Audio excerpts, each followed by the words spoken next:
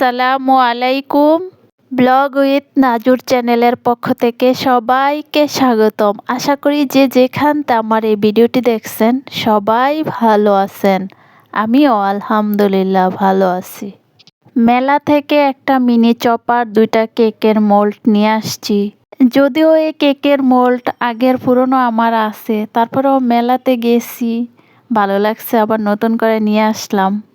আমাদের গৃহিণীদের এটাই স্বভাব, যেটা দেখি সেটাই কিনতে চাই, তাই না?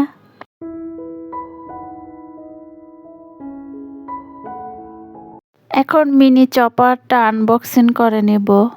এই মিনি চপারটা যেহেতু ফার্স্ট টাইম নিয়ে আসছি, এটার সম্পর্কে আমার তেমন কোনো আইডিয়া নেই, তো আমি একটু ট্রাই করতেছি। তো চপারটা খুলে দেখতেছি ভিতরে কি আছে। এটার ভিতরে 3টা ব্লেড আছে।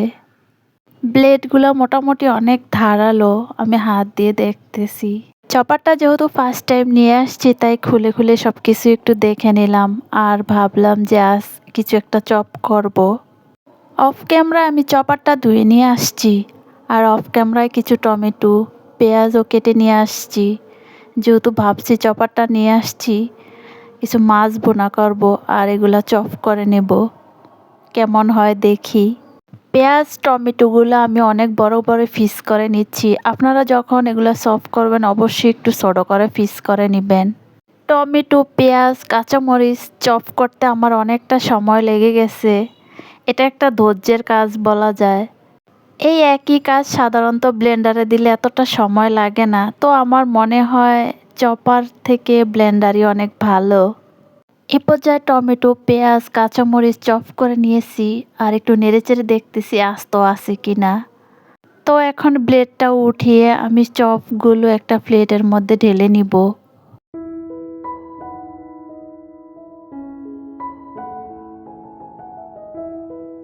আমি জানি না এই মুহূর্তে কে কোথা থেকে আমার এই ভিডিওটি দেখছেন বা দেখতাছেন।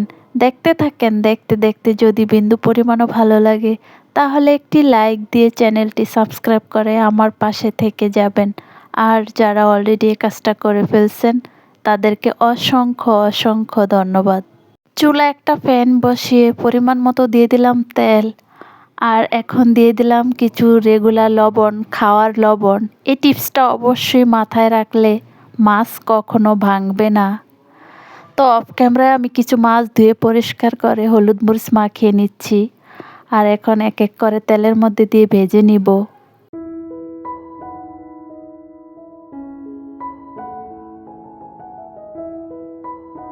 অনেক সময় হয় কি, নতুন কড়াইতে বা নতুন কোনো এসএসের ফ্যানেতে মাছ ভাজতে গেলে ভাঙার একটা ভয় থাকে। এই টিপসটা যদি ফলো করা হয় আমার মনে হয় না যে মাছ ভাঙবে।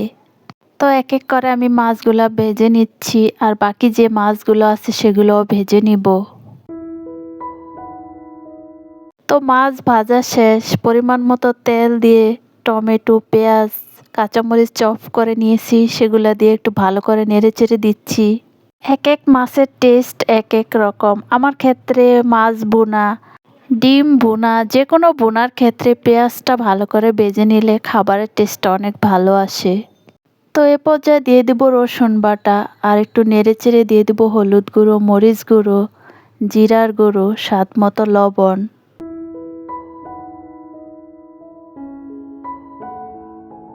সব কিছু একত্রে মিশিয়ে নিব নেড়েচেড়ে, আর এখানে কিছু সামান্য পানি দিয়ে একটু নেড়েচেড়ে একটা ঢাকনা দিয়ে ঢেকে রাখবো। মশলার গন্ধ যাওয়া পর্যন্ত অপেক্ষা করব। এ পর্যায়ে ঢাকনা উঠিয়ে একটু নেড়েচেড়ে এখন জলের পানি দিয়ে দিব। ভেজে রাখা মাছগুলা দিয়ে একটা ঢাকনা দিয়ে ঢেকে দিব, আর বলক আসা পর্যন্ত অপেক্ষা করব।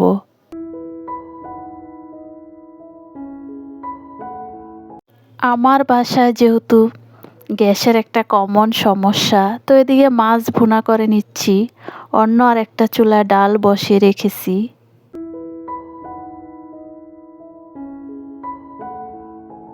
তো তরকারিটা এখন বলক চলে আসছে, মাছগুলো আমি উল্টে পাল্টে দিচ্ছি, আর সব কিছু ঠিকঠাক আছে কিনা তাও চেক করে নিচ্ছি। এই পর্যায়ে লবণ চেক করে ধনেপাতা দিয়ে উঠিয়ে নিব।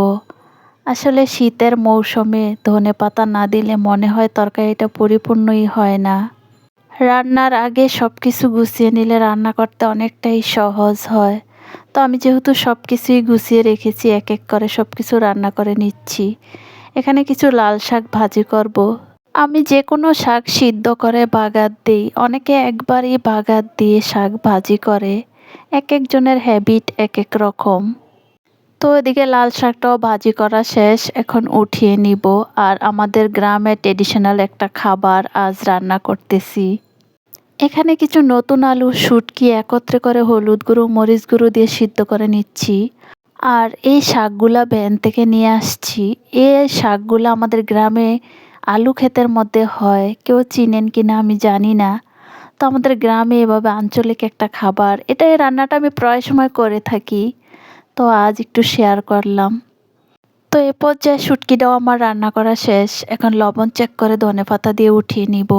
শীতের মৌসুমে অনেক সুন্দর সতেজ টাটকা টাটকা শাকসবজি পাওয়া যায়, তাই খাবারের তালিকায় একটা শাকসবজি রাখার চেষ্টা করি। আর এখানেও ডালটাও রান্না করা শেষ, কিছু কাঁচামরিচ দিয়ে লবণ চেক করে ধনেপাতা দিয়ে উঠিয়ে নিব।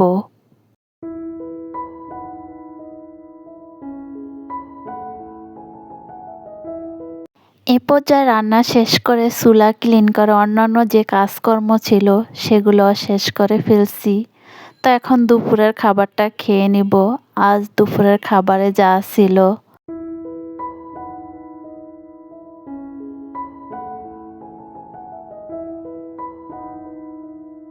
আজ সংসারের তেমন কোনো কাজ আর শেয়ার করি নাই। তো দুপুরের খাবারটা এখন খেয়ে নিব। আর খেতে খেতে সবাইকে একটা কথা মনে করিয়ে দিব, যারা ভিডিওটা এই মুহূর্তে দেখছেন অবশ্যই লাইক দিয়ে ভিডিওটা কন্টিনিউ করবেন। যারা এতক্ষণ ধৈর্য সহকারে আমার এই ভিডিওটা দেখছেন আমার সাথে থেকে, সবাইকে অসংখ্য ধন্যবাদ। সবাই ভালো থাকবেন, সুস্থ থাকবেন। আল্লাহ হাফেজ।